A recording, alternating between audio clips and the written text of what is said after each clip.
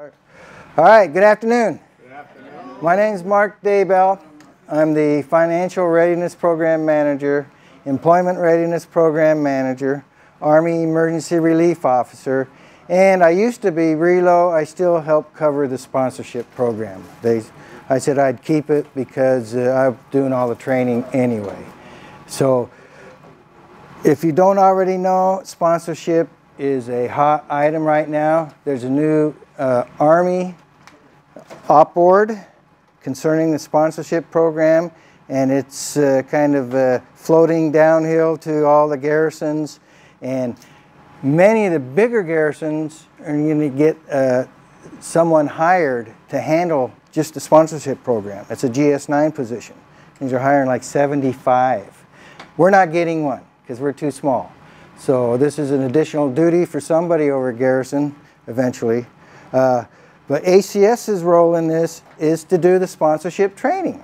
So we wanted to update the program.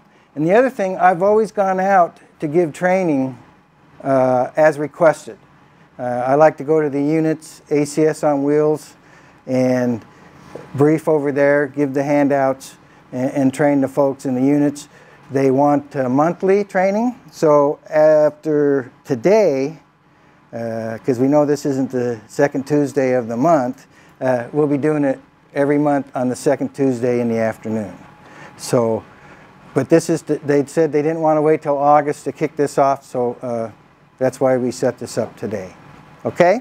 So, I will do my part of the training, then we have other wonderful briefers here that are going to tell you some good things. So, we'll get started.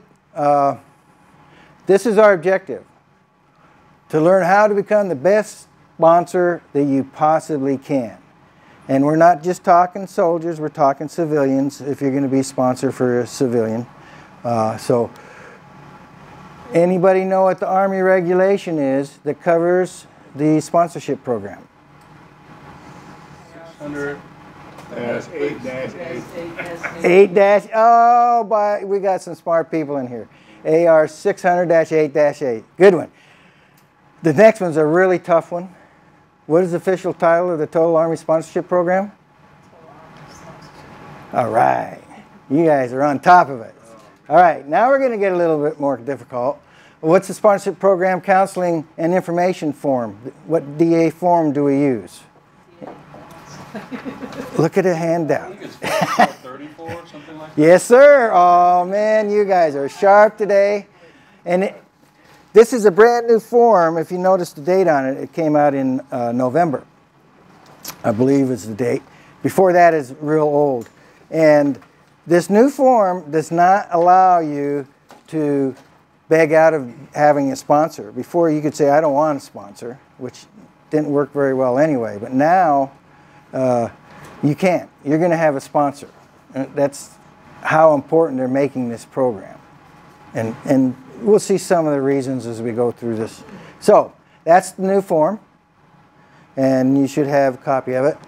So what makes a good sponsor? Any thoughts? Yes, sir. The person involved is making sure that the person that they're sponsored are taken care of. Yeah, taking care of our troops. Yes, sir. Extra mile. Contact, contact, contact. Communication, communication, communication. That's what we need when we're a sponsor. We need to communicate with the newbie, the one coming in. We need to be proactive, and we need to exhaust all avenues to ensure that their every need is met. And there's some very important reasons for that, so we'll talk about that. But you need to be there every step of the way. So let's talk about that a little bit.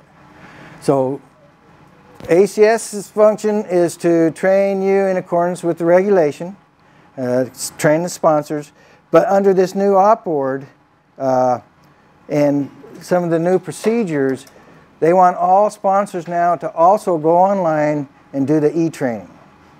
And I gave you the information on that. We'll talk more about that in just a minute. Okay, so why do we have a sponsor program? Because the sponsors, the key ingredients, right?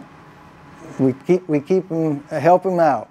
We want them to have a smooth, easy transition so that when they get here, they're not all stressed out. They're still happy. They're glad to be here.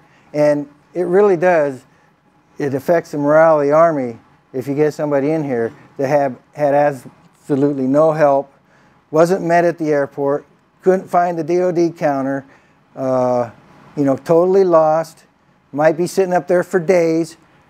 Not good. So that's the whole idea behind it. So it helps the people on the other end. Think about it. If you're stateside, and this is your very first PCS, or even first time overseas, there's a lot you need to know, right? I mean, there's so many things. So the idea for a good sponsor is provide assistance before, during, and after their transition. So again, we want to eliminate as much stress as we can for the folks coming in. So sponsors are appointed based on that DA 5434. They fill that out. It goes through MPD, goes to the losing unit, and from the losing unit comes here to the gaining unit through MPD, and then a sponsor is selected for the unit that they're coming into. And we'll talk a little bit about that. First of all, it says the sponsor is normally of equal grade or higher than the incoming. You don't want to assign a specialist as a sponsor to a colonel. Not going to work. You don't want to assign a single soldier as a sponsor to a family with children. Doesn't work very well. That single soldier is not going to know anything about schools, anything about other things. So very, very important.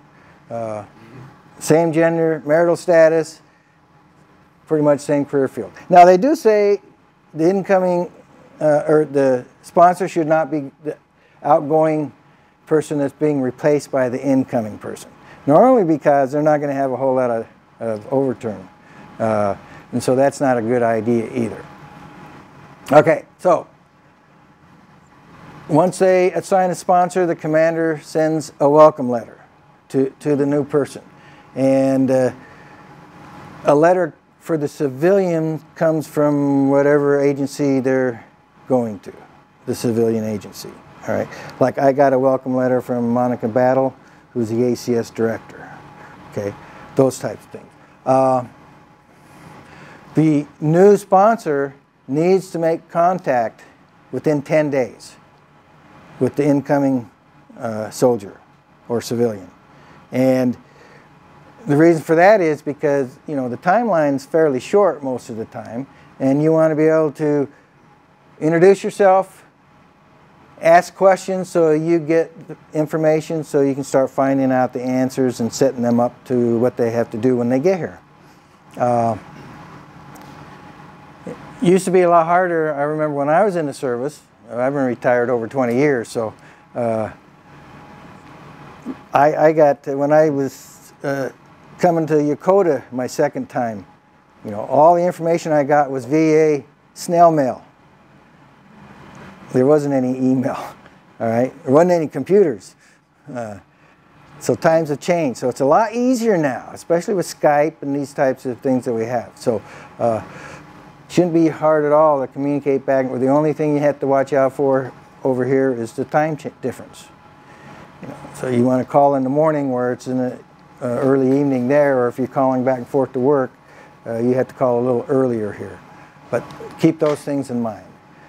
So you want to contact the family, obtain all the information, age of the children, if they're going to ship pets over, especially if there's going to be EFMP, that's got to be cleared before they come over. Find out hobbies, interests. You know, I'm excited if somebody new comes to the organization that's a golfer, because I'm like, oh, I can sponsor them. They need to see how good the golf course plays. You know, those types of things. But you know, ask them lots of questions. Newcomers' responsibility. They have the same responsibilities that the sponsor has. They need to immediately reply to inquiries, give them all the information, help them that way.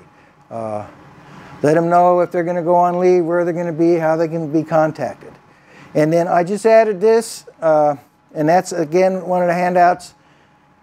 The USAG Garrison has a welcome website. This was set up by Slade, Mr. Walters, PAO, and you can see there's all kinds of links to that that they can find out about shipping pets, and most of the stuff I think is pretty well updated.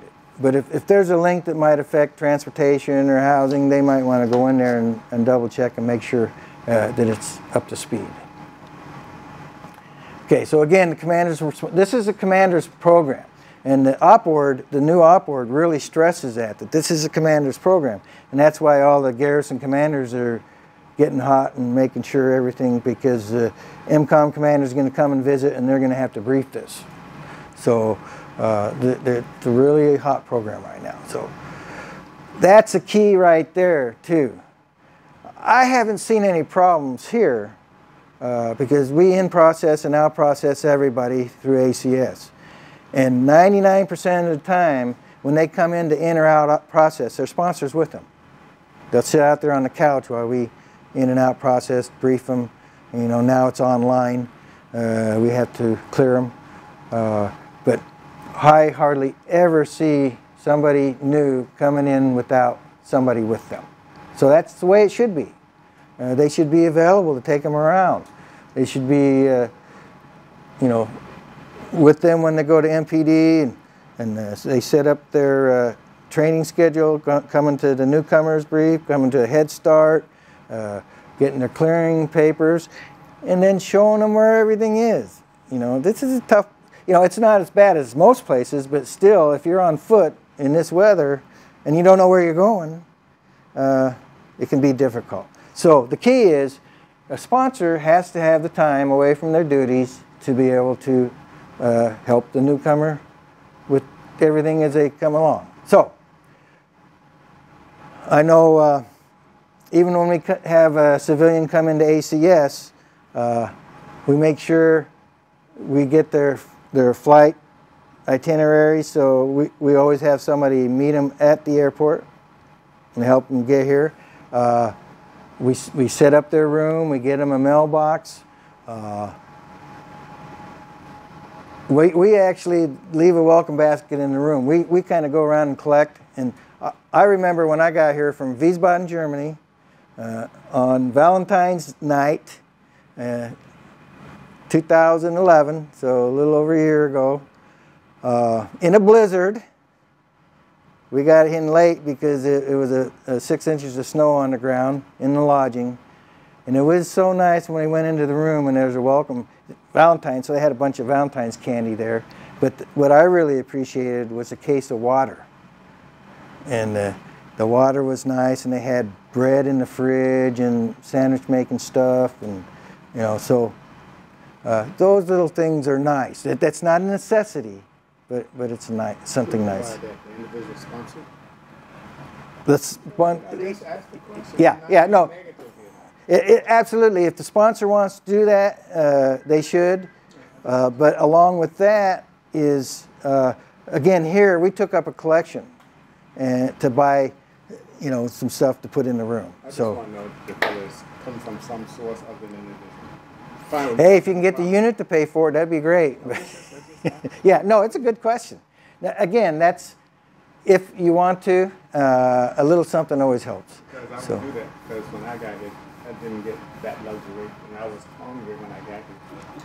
Major Sergeant's going to talk more about that, the pets here as we get farther down the road here. But all of these things are the things that you want to make sure are set up ready to go for them. One of our civilians came in, had brought 2 children that did not have ID cards before. We had to make sure that we got them passes for the base. If we hadn't done that and they, you know, come into the base, they'd kick them off the bus if they don't have the proper paperwork. That's not very good, you know, at 10 o'clock at night. Poor mom's going to be kind of upset. So, you know, you got to make sure that you get them passes, things like that. All right. Assisting with newcomer, as I mentioned before, the incoming processing, go over to MPD with them. Civilians go over to CPAC and you know, see what they need to do, get their paperwork clear, get their dates and times for the classes. Explain to them how the driver's training works anymore. We used to have a weekly, now it's only at newcomers, and they have one extra now. So if somebody comes in at the wrong time, they have to wait almost a month to get their driver's license. And acquaint newcomer with base and local community. I'll tell you another thing that I've seen quite a bit, and I've gotten after sponsors. I'll have somebody come in maybe to get the lending closet or something, and say, you know, where's this need to go? Well, we're up here, but we don't have a car yet. So I'll take it up for them. That's not a problem. I say, where's your sponsor? You know, is he taking you out looking for cars? You know, over to Welcham's or whatever? No, we're going to try and figure out the train this weekend and go over and check on cars. I'm on the phone. That's not right. You know, sponsors should be helping them find their way around, buying cars. I think that's what a sponsor should do. So remember, we want you to be the best sponsor that you can.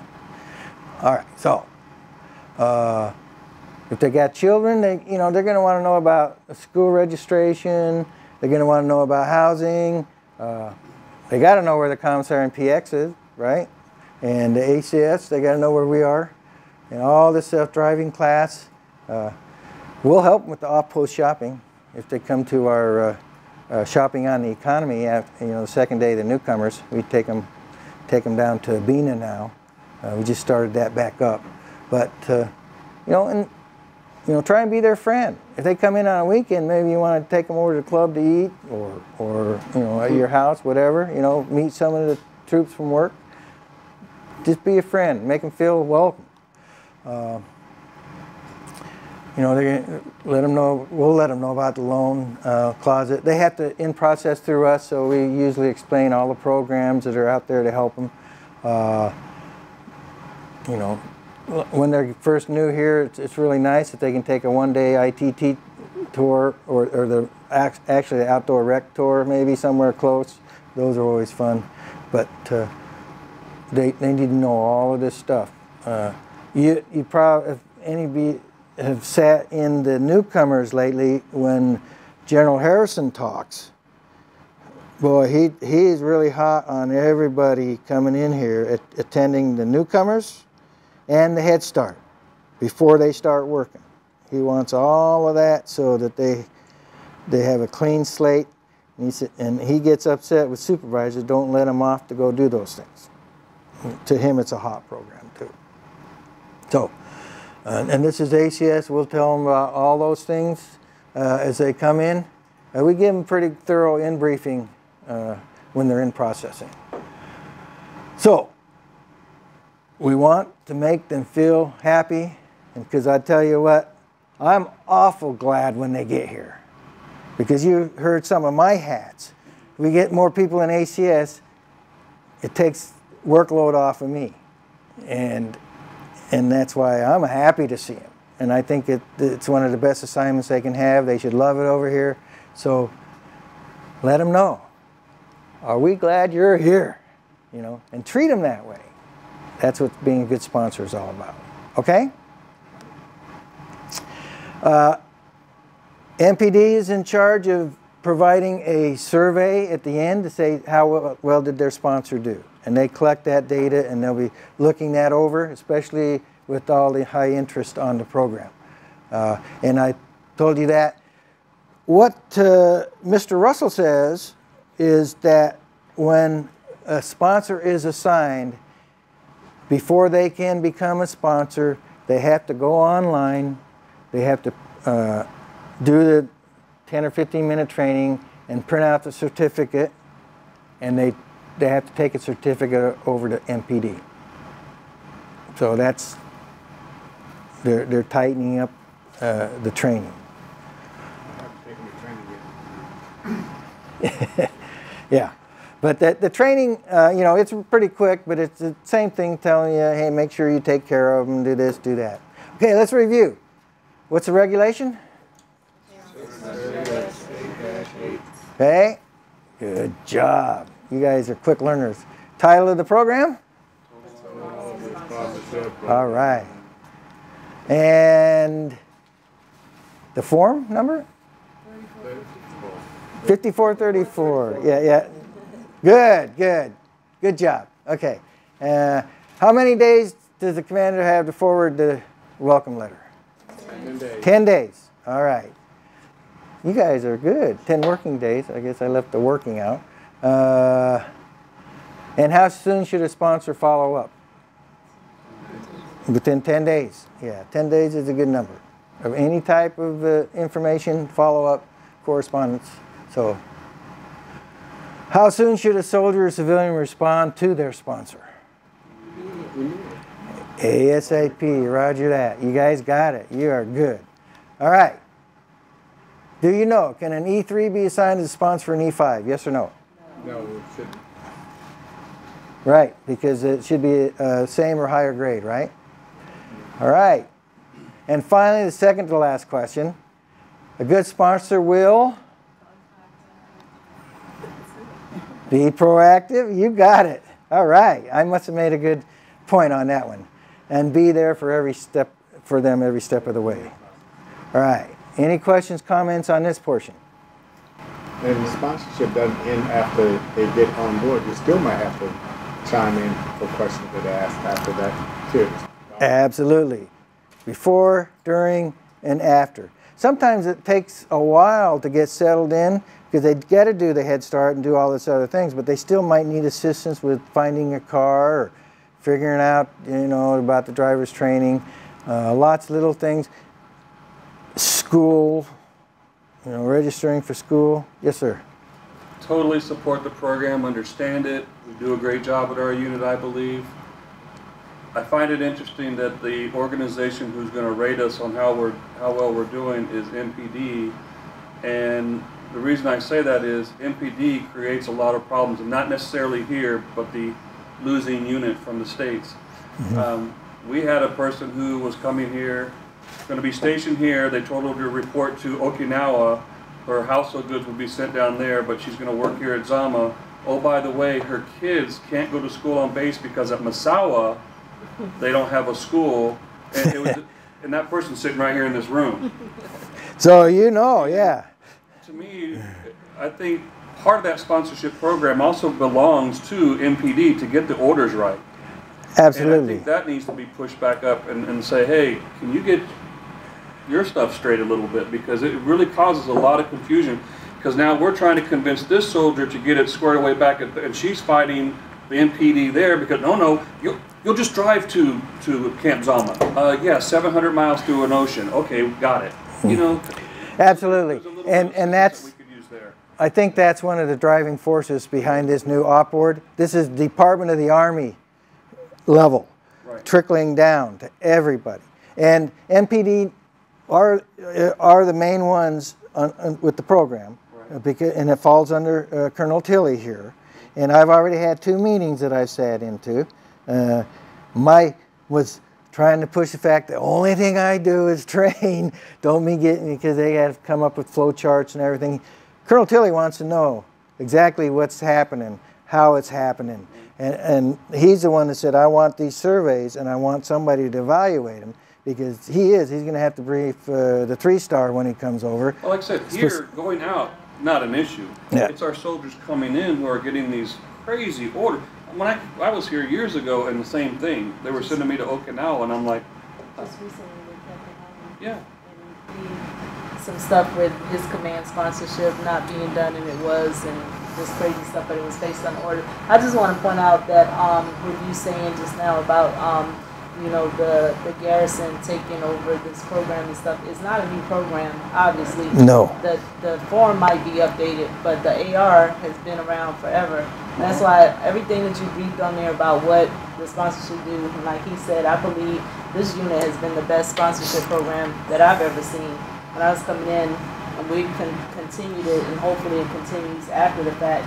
But it's not something new, and yeah, I got it that now all of a sudden the Army wants to make an emphasis on this particular portion. But yeah, we have to do better with making sure that we keep in contact with those guys, because you don't know when you're coming from CONUS to over here what's going on and what your orders should be like, or if it's instructions in EDAS, what the instructions are supposed to say and things like that. We don't know that stuff, especially if you're not an HR person.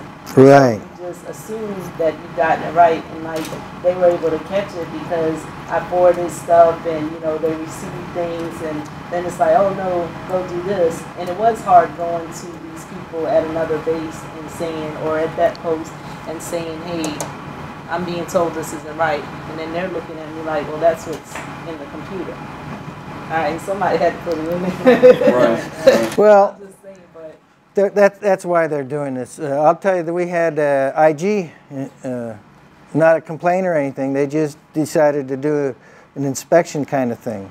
And we actually did very well, passed with flying colors on the training portion. And I think Kamzama did really well. And you're right, but that's why they got to tighten it, because we might be doing well, but it doesn't help us all that much if, like you say, they're getting these crazy orders. Yeah. So it's a good thing.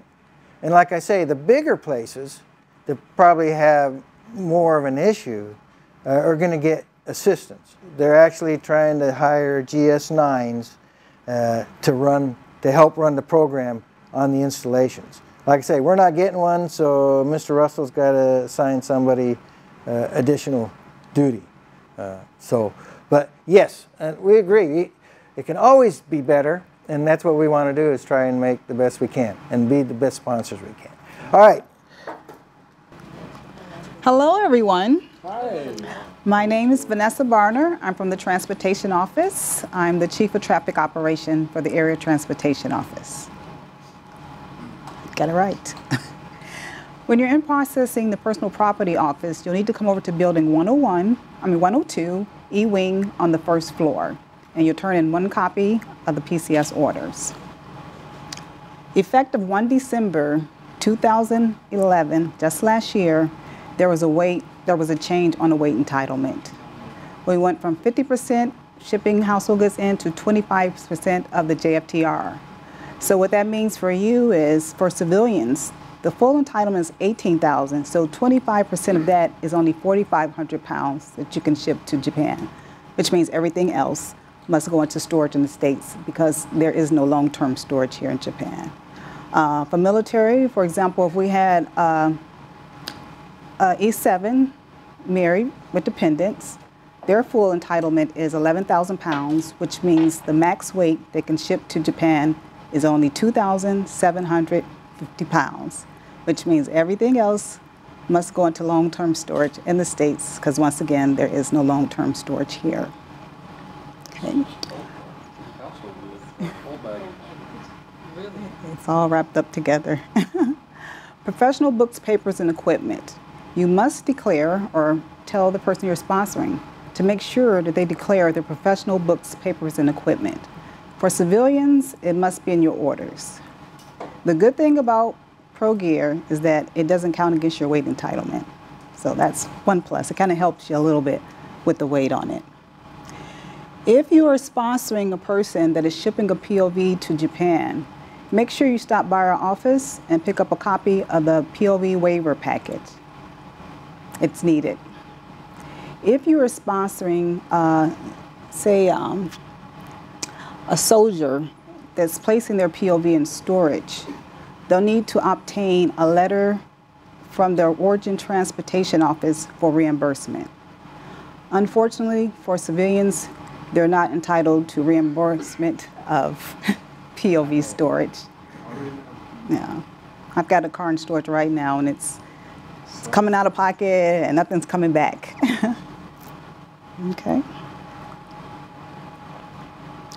Okay, for our travel section, there's no in-processing that's required there. just to piggyback on what's been put out before, you do want to contact that sponsor. I mean, the person, the newcomer that's coming. You definitely want to keep in touch with them, especially with the younger soldiers that haven't traveled much. 2 weeks ago, there was a soldier that was PCSing from Germany on his way to Korea. His travel section cut his ticket to Narita Airport, and so he was stuck there until we got involved. We actually got in touch with the transportation office in Germany. They couldn't say sorry enough, and they cut the ticket, and he was able to move on. So, and we see that periodically throughout the summer months. We'll see lost household goods, we'll see lost people.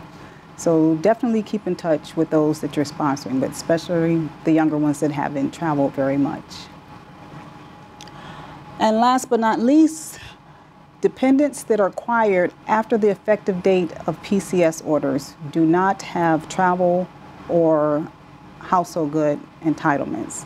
So say, for example, you're sponsoring another young soldier, single soldier, and they're talking about getting married.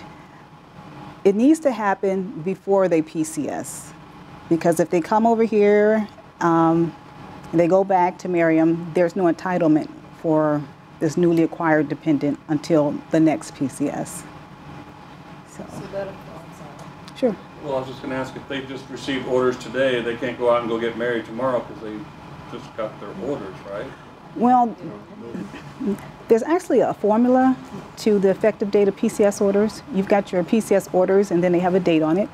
The formula for when you're traveling from the States to here, you look at the reporting date. And I believe you either add a date, and depends on which direction you're going, or you subtract a date. So if they've got those orders and they haven't really reported in yet, they're still good. Yeah. So, did you have a question? Right, the 4,500 pounds, that's for single or unaccompanied? That's for all. Unaccompanied, single, yes. Really? Yeah. There was a ruling from Department of the Army. This is something we didn't make up locally.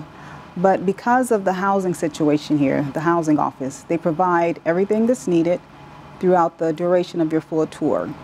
So everyone's in the process, they're trying to save money. So why ship all the household goods? So it's a big change. I really wish housing was here, because I have a lot of questions for them. And I say that because I came over, I've only been here since May, and I was authorized 4,500 pounds. Well, that's not a lot, but that was a bedroom set, a living room, dining room. And when I got here, and I was told I was going into the BOQ. The BOQ is about that big, 450 square feet. I live there too. And what do you do with the furniture that you were authorized to bring over? Right. You know what I mean? And that's what this program is set up for, the sponsorship. Yeah, contact, talk, tell them, you might be. Exactly. Yeah, so when I got here, they said, you brought furniture? Yeah, what am I going to sleep on? What am I going to sit on? So that's definitely a gap in communication. Crashed shipping household goods that is still left back in the States that I didn't ship. Can I still ship it? Do you want to bring it over? Not 45. How much? We might have to take this offline, but based upon what's left over or your entitlement, when did you come? I came in September of last year. Okay, so at that time your orders are probably reading 50%. I don't remember what it was, but I'm not talking anything beyond 4,500 pounds. Basically, it's the same thing she's saying. Right. That's what we're talking about, my status change. Right, so bring it over. The furniture, not the newly acquired dependents. Yes. I still can ship. Yes, under that 4,500. Yeah. And normally with civilians, the initial entitlements when you come over your PCS orders, you can ship, do this, that. That entitlement renews itself when you get your renewal travel. So when you sign up to stay on a little longer and you're going to renew, right, that's when that entitlement kind of refreshes itself. And so what happens is when you go in to do your draft for your orders, you want to put in there that you want to ship household goods. Okay. Now, are you authorized to ship back more than you brought over because it's under, if it's under the 18,000 pounds? You know what I mean? Sad to say. You buy things, Exactly. you know. Exactly. That was another change. 4,500 in, 4,500 out. If you do want to put in for an exception to policy, it'll go through your chain, and they'll say, okay, you know, we're going to authorize her. You know, we're funding this thing. You know, we're going to take more out. The 18,000 pound is your total max. That's anything you have in storage, anything you've shipped over here, and anything you may have anyplace else. That's your max, but you can't take it out of here.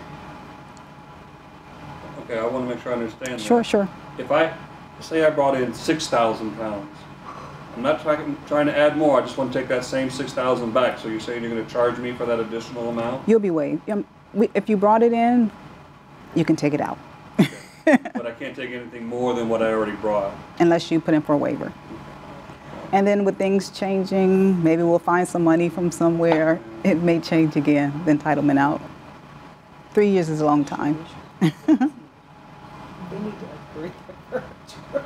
Can you update the housing? Yes, oh. That little box. Any more questions? Good question.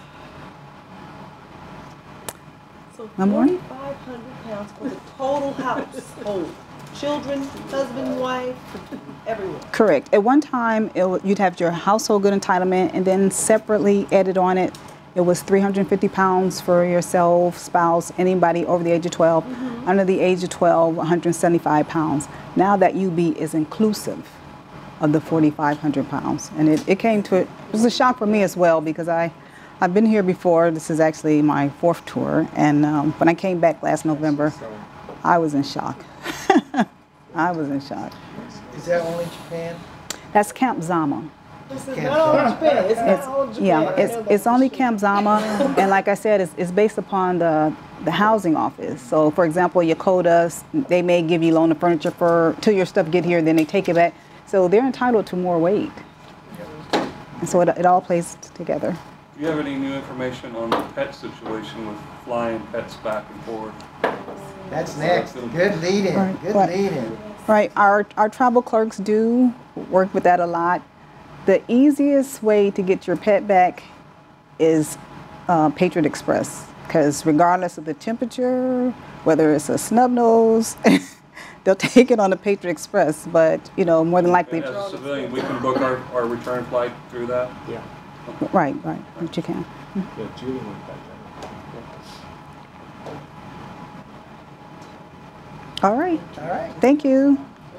Afternoon, I'm Major Sergeant. I'm with Public Health Command, District Japan Veterinary Services, formerly known for those of you who've been here for a while as the Japan District Veterinary Command. We've changed names recently.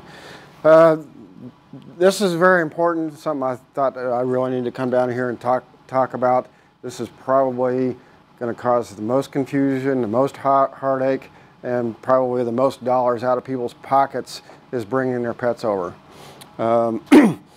Just kind of as a lead off, rabies is a disease it's 100% fatal once you develop the signs of it.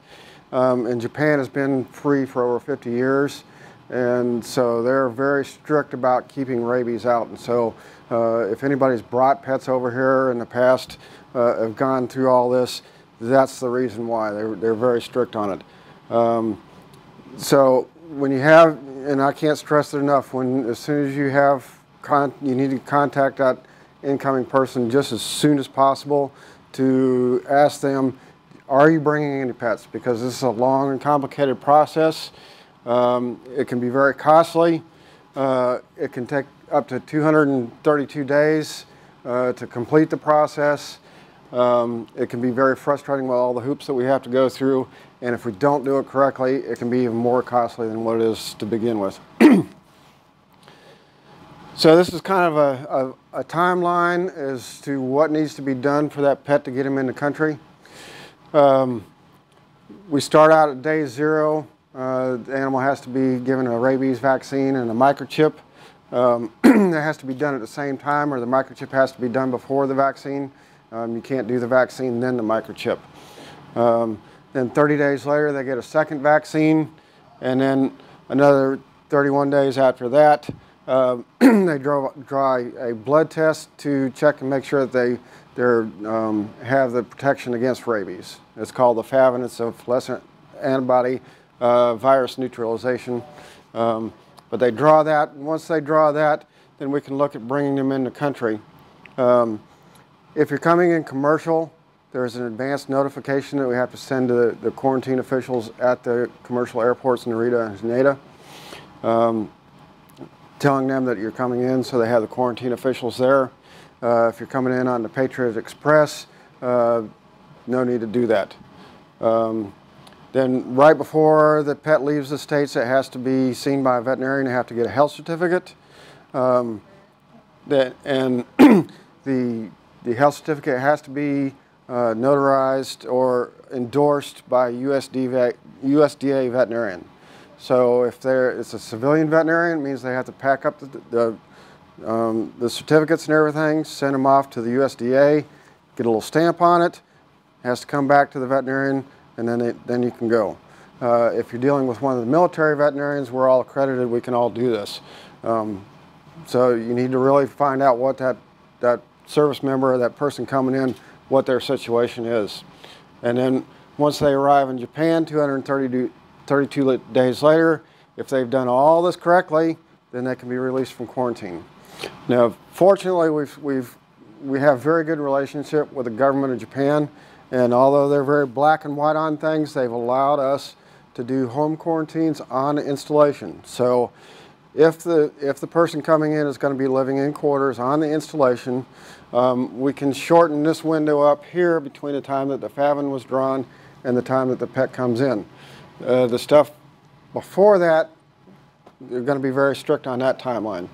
But that means that the person has to be in quarters, have to be on the installation, and then it can do the quarantine at home. And then we do the checks, and at the end of their quarantine period, we can release them at the veterinarian.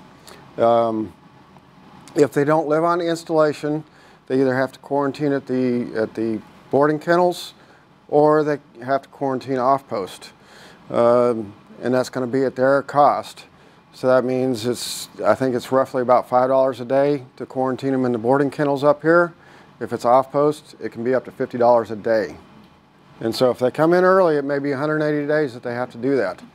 So again, very important. You know, we need to get a hold of those people and start getting them into this process.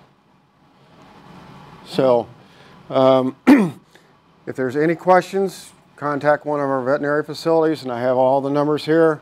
This is all through Japan. We're responsible for the pets. You know, we have the veterinary services all the way from Masao to Okinawa. So this is the contact numbers and the building numbers on those installations. And then I have a lot of links here, a lot of good information. The very first one is our page on the U.S. Army Japan. A lot of good information on that. I'm also in the process of getting on there and clarifying a lot of that information, trying to make it a little bit more understandable, but all the information is there. There's also links to the Japanese quarantine service homepage. That's going to be the latest and greatest information because they're the ones that are actually controlling that quarantine. So if they change their rules, you know, our page might not get updated as fast as theirs is. And they're going to be kind of the last authority to say, yes, we can do that, or no, we can't. And then there's the housing policy. I got that at the very end, and that's going to vary from installation to installation as well. So, and any questions? I have a question. That's my last tour. I brought my pet over, and it took close to a year to get him over here because of the different processes. Mm-hmm. So, if I was to bring him back over, as far as the process, where would it start on that time? Now, would it start at the phone testing? Because he's got his tips. He's got that history of the rabies. So would it start like at the phone testing, or they draw the blood? And it all depends on how current his rabies was kept. So if he's gotten his vaccination and it's been current from the time that he got his last set of, you know, he had that FAVN drawn before, then basically all you have to do is draw the FAVN, do the blood test, and then wait till that result comes back. And once that result is in, then we can ship them over. There's a lot of different intricacies. It's going to vary from pet to pet, and we can help people work through that if they've already done that. If there's been a lapse in the vaccine, and the Japanese are very particular, if it's 1 day over, then you have to go through the whole process again. Yep. Well, part of that process is a microchip, and that's supposed to be done before. They got to be re-chipped. It has to be done. Yeah, it has to be done before the first vaccine is given. If the first vaccine is given and then they give the chip, then we got to revaccinate them again. So it'd be a total of 3 vaccines. But we shouldn't have to re-chip the dog unless either sometimes the chips will migrate, we can't find them, or they have an old chip some of the older chips were encrypted that you couldn't read them, so they might have to have a different chip. And in that case, the owner has the option of buying one of the readers that can read that encrypted chip, so they can bring it in and give it to the quarantine officials, or getting a new chip placed. So as far as quarantine, if you are unaccompanied, are your animals kept in the kennel? I mean, what would you do for the quarantine? You said they can be kept at home. If you're living in housing on the installation that allows you to keep pets, then you can quarantine them at home. The BOQ, you can't keep them in the BOQ. This is housing policy actually, but I can kind of go over it. They don't allow animals in the BOQ, and they don't allow animals in the towers. So it'd only be in family housing. And so if you're as a single person, I know depending on their fill rates, they might let you live off post. You would not be able to quarantine that animal in your quarters off post. So it would have to go into the boarding facility or one of the off post quarantine facilities. So really there's no option for those who are unaccompanied living on post? No. No. And again, that's housing policy. They don't allow pets in the BOQ. I guess they must have changed it within the years. So. It was in the last regulation that they had, which was dated, I think, 2006 or something, and it hasn't changed. See, this will really be good information, particularly for the HR office. Yes. Because this is new information for me. Totally new. And I had to leave my animals at home because I was told that there was I was told that there was housing for unaccompanied folks with pets, but it was not available at the time. Yeah, so. and it varies from installation to installation. I know Yokota has housing available for those people, but Zama does not. We just spoke to Ms. Alderson yesterday, and we're having something inserted into the job offer concerning dental, because there's a lot of issues with civilians coming up with that. So we can kind of give them a heads up beforehand. Right. A lot of them come over with a lot of misconceptions of what we're offering, and so I think maybe something with the vets could be beneficial also. Yeah. Yep. And our housing. And we see people coming in with these headaches almost every day, and they didn't get things done in the right order. Things were a little bit off. The timing was off. They weren't informed that this has to be done, and they're now they're 30 days out from the time that they're supposed to leave, and they haven't done anything. So so again, it's very important that as soon as you find out that somebody's coming over, the sooner you can get in contact with them, and that would be my first question is, do you have pets? Okay, everything else we can work off, work later, but this really has to be started just as soon as possible. Okay, if I have no other questions, thank you very much. Thanks, sir, for that wonderful presentation. All right. Any last minute questions? No questions? A couple things I want to point out. Remember, MPD handles the soldiers. CPAC, Lisa asked me very specifically, mentioned that, if you're going to sponsor a civilian, make sure you keep close contact with CPAC. And that's Lisa Alderson over there. She was going to try and make it today, but I think other things got in the way.